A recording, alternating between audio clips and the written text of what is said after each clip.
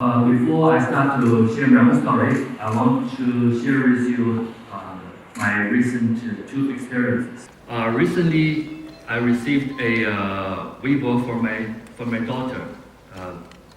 The waiver said, now if you enter a company, you will see very few people or staffs over 30 or 40. Most people are very young people because the waiver said all those people, staffs over the 30 or 40 laid off. They either work in the restaurant as waiter, waitress, or DD driver. So because the young people enter the industry and they are energetic and less paid. So the owner would like to, or the employer would like to use people young, energetic, and with less cost. So the conclusion of the waiver said that you don't need to, the employer will not care about your development. You need to care about yourself. So and also when you're getting old, the employer always treat you as now they should treat to the people over than 30.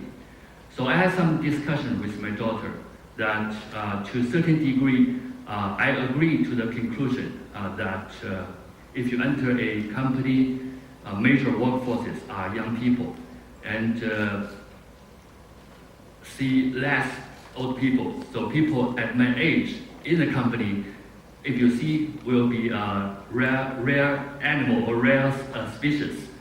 And also age discrimination also have in our society as an issue. And also we need to find a way to settle it. But in the reality, if we're looking back 5 years ago, actually there are many new jobs emerged and many new jobs disappeared. So as you work in the company, you need to keep up with change, or you even change it. So the journey is about you keep learning rather than just stay there.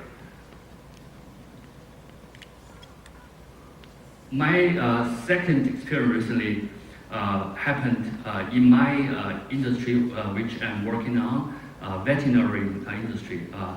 Recently, lots of Chinese veterinarians share a TEDx presentation done by a US vet.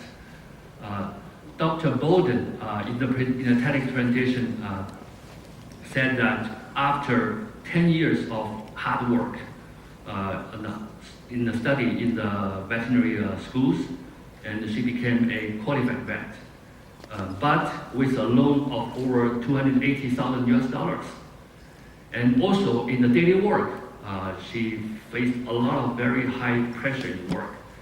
And every day she will spend some time to calm some pet owners who lost their pets. She needs to have energy, mentally, physically, to deal with some emerging cases. Even though she made a lot of effort, but she was also still being misunderstood by a lot of pet owners to criticize her that she did not spend enough efforts to save the pets. So plus all these things that in US veterinaries are in a very high rate of leaving the job in the career, or some of them are even, a lot of them are even have psychological problems. So all these feelings been presented by Dr. Bolden in the TEDx presentation actually echo a lot of Chinese veterinarians that they face the same issues. Actually, on top of all the issues US veterinarians facing, Chinese vets have other challenges.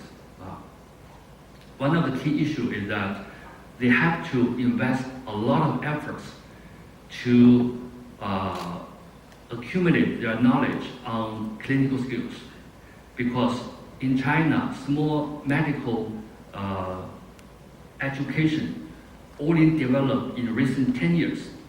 So the higher education could not provide enough clinical knowledge for them to be a qualified vet. So they have to go, when they enter the work, they have to spend a lot of their huge personal efforts to accumulate the knowledge on clinical area. And also on the demand side, China are becoming the world #2 market, or the in terms of the pet population and pet owners. We have over 80 million pets, over 60 million pet owners, and lots of them are first time being a pet owner. Now I want to have a quick survey to you guys here. So how many of you now have a pet? So I see quite a lot of raise up. And how many of you are the first time having a pet? Yes, I see a few, meaning a lot of them already had second or third time. That's good. But actually in China, I would say quite many of the pet owners are the first time to raise a pet. So for people, the first time having a pet, they are really difficult to have enough knowledge on how to raise a pet, especially when the pet was sick. They go to see the veterinarians, and the compliance rate to the vet's advices are very low. And also at the same time, because of the insurance coverage for pet medical in China is very low. So most pet owners may complain the high price of the medical expenses. And also, at the same time, as I said earlier, the Chinese veterinarians need to improve themselves in the way to deal with the medical issues. So actually the tension among veterinarians in China and pet owners are very high. So these are the background that I developed a service of online platform for Chinese veterinarians to help them to improve their learning efficiency.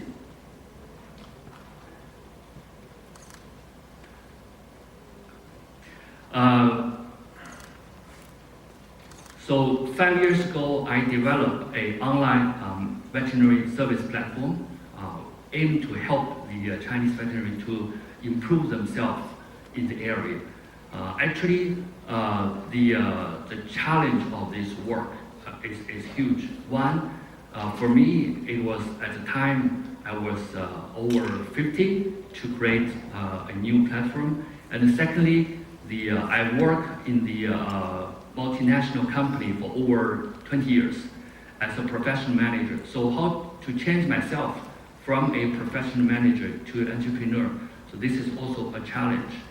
And the timing for me to make this change was, I was the national head of sales in Royal Canin, which is a French pet food company. And the organization changed and I left the position.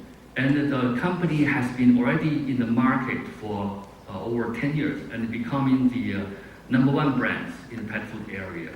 So I think it was a good time for me to develop my own business rather than continue to be a professional manager. And also I see the market change a lot. So many new jobs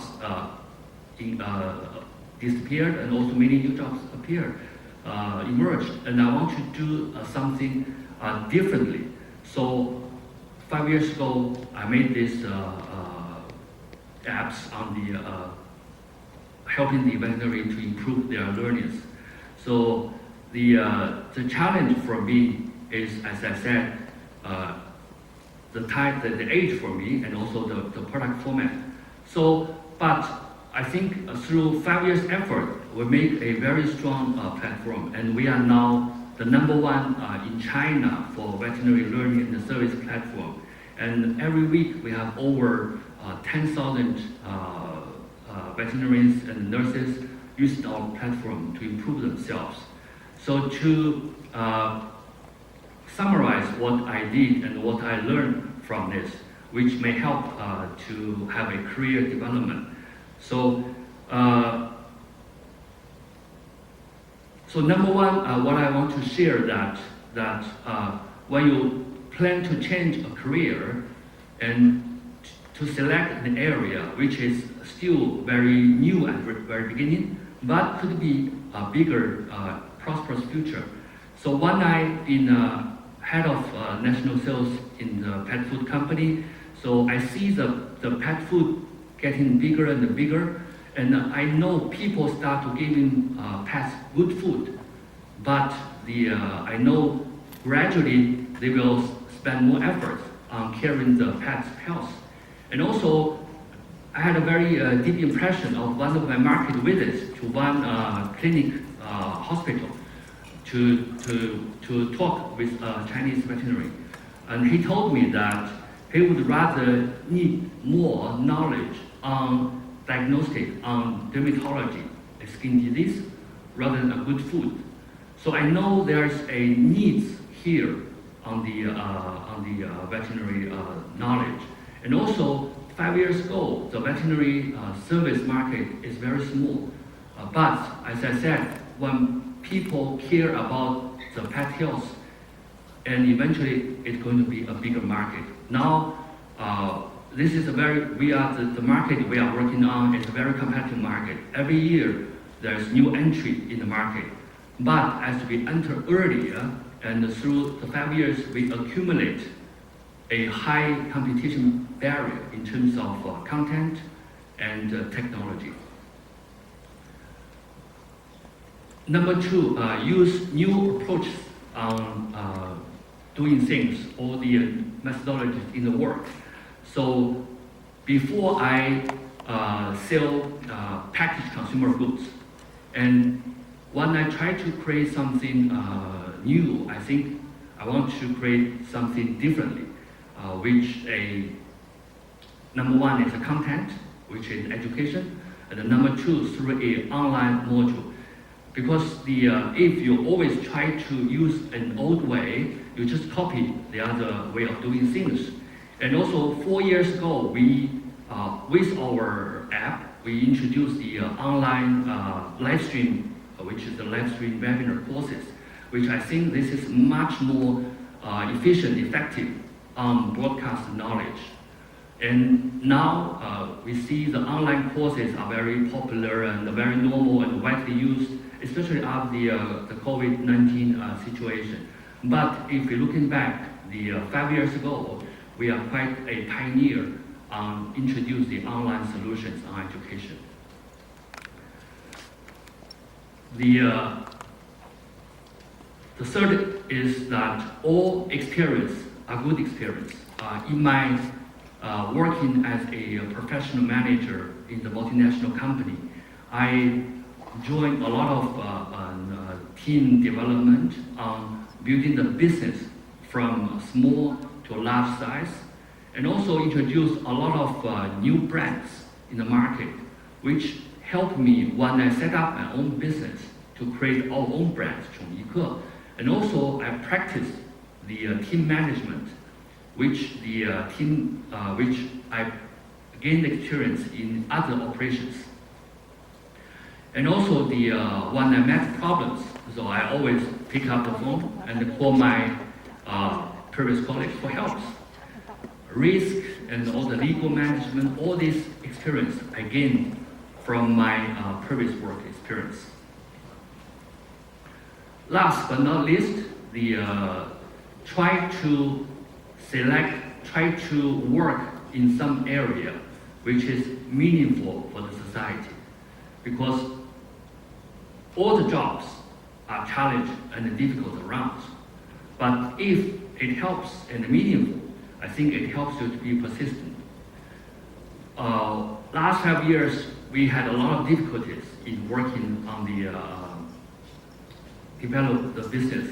But when we got the feedback that our platform helping a veterinary to do the job well, especially fix an issue in the clinical area, and also even helping them to stay with the work.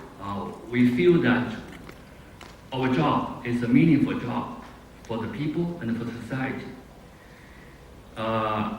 Right now, we have over 10,000 nurses using, veterinaries using our platform every week.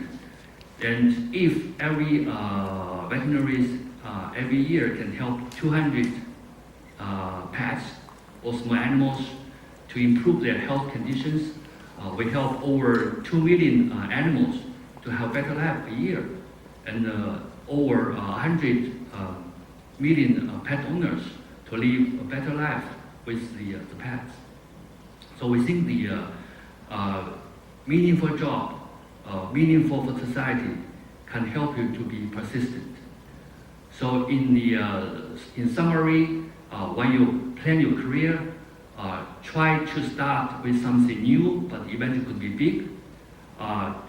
Do something using a new way approach, and accumulate all the experience which will help you in some area, and try to do something meaningful for society. So career management are definitely on everyone's to-do list. And also there's no one position can secure you for a lifelong career. But career management need people to prepare for change. And also it's important as time you need to change, it's brief to make the change. Thank you for your listening my story. Thank you.